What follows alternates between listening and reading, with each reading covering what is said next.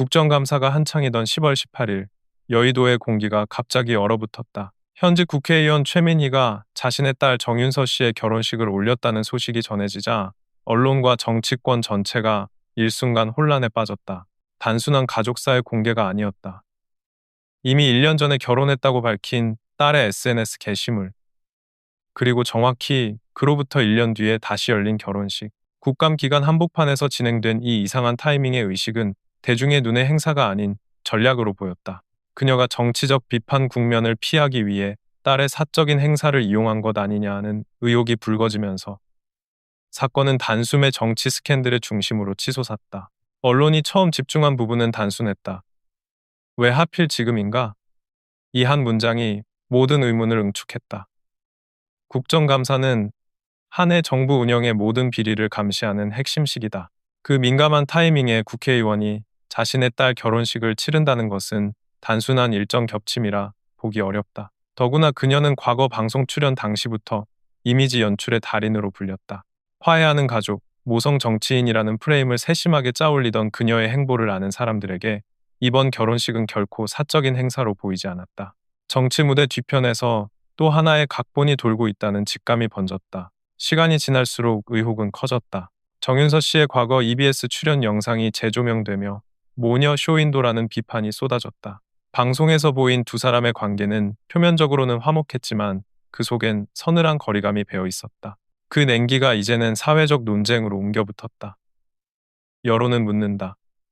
그 결혼식이 정말 딸을 위한 것이었는가? 아니면 정치인의 위기 관리 쇼였는가? 이는 더 이상 가정사에 머무르지 않는다. 공적 위치에 있는 인물이 사적인 관계를 정치적 장치로 활용했다면 그것은 권력 윤리의 문제다.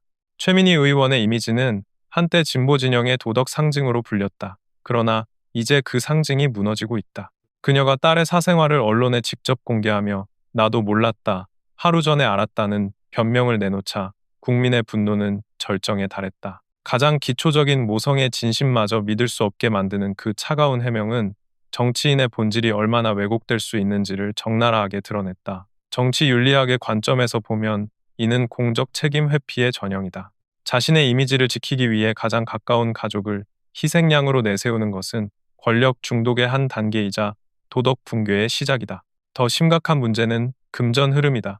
결혼식이 열린 시점, 초청된 인사, 피감기관과의 연계 가능성 등이 언론을 통해 확산되면서 축의금 대가성 논란이 번지고 있다. 실제 국감 기간 동안 피감기관 소속 인사들이 행사에 참석했다면 이는 명백한 이해 충돌이며 국회의원 윤리규범 위반이다.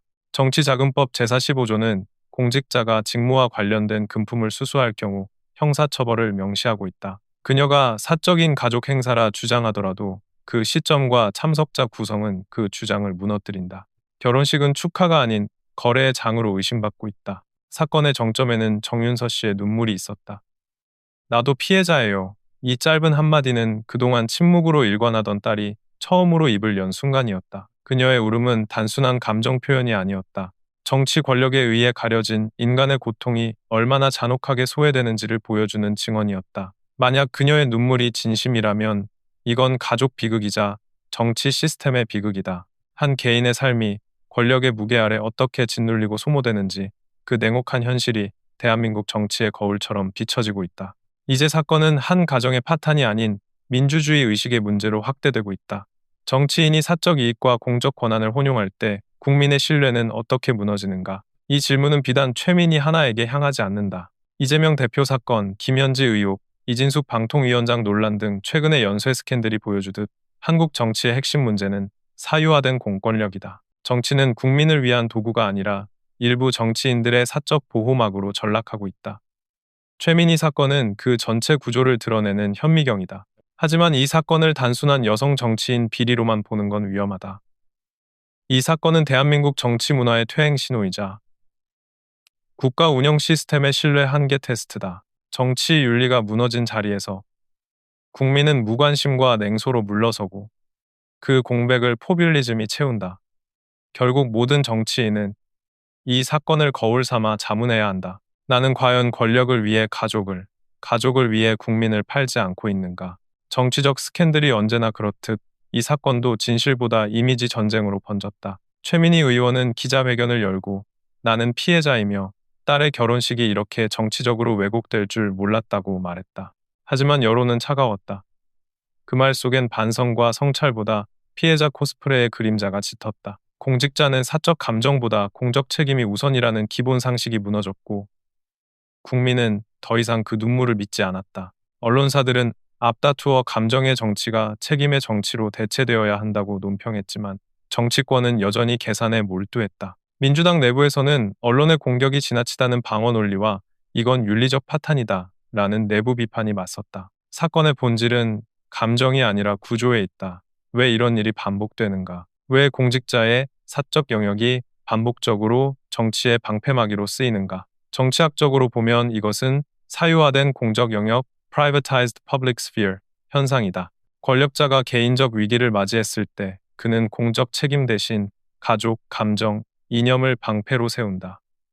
감정의 언어는 도덕적 판단을 흐리고 언론의 관심을 인질로 삼는다. 이번 사건에서 최민희는 모성을, 이재명은 인간적 고뇌를, 김현진은 공적 사명을 들고 나왔다. 그러나 그 모든 언어는 결국 하나의 목적, 즉 권력의 보존이라는 동일한 궤도로 수렴한다.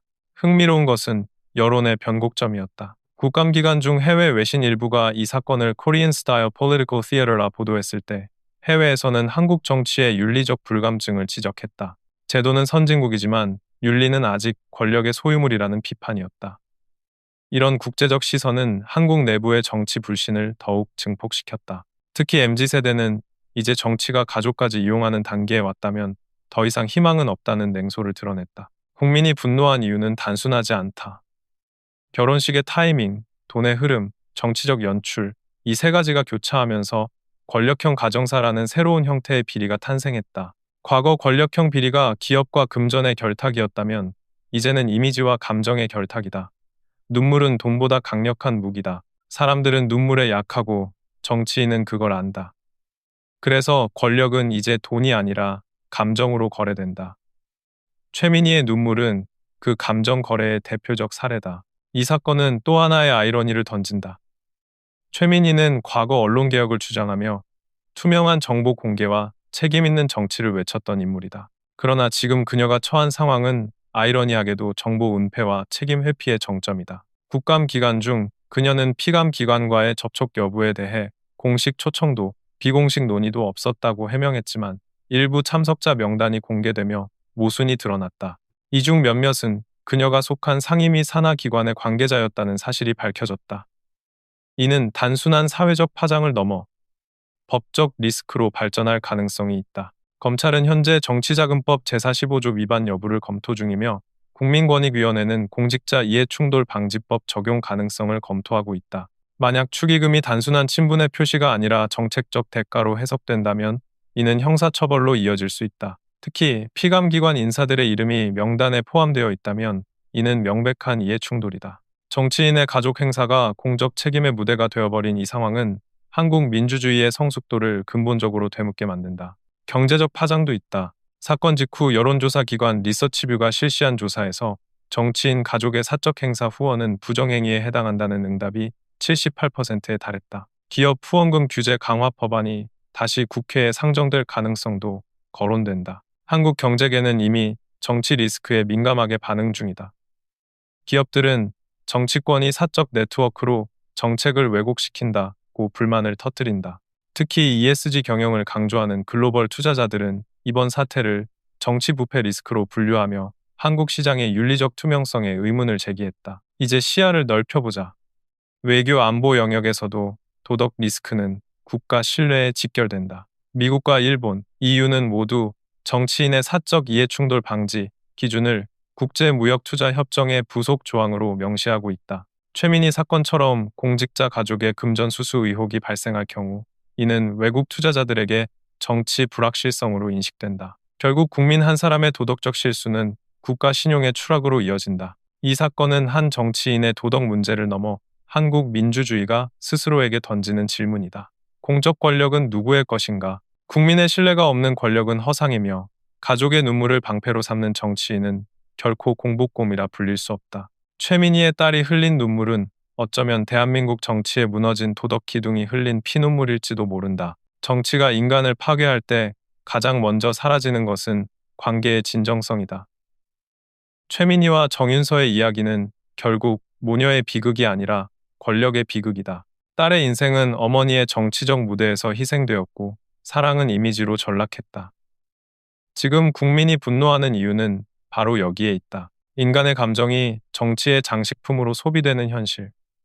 그 잔혹한 냉소가 국민의 마음을 무겁게 짓누른다.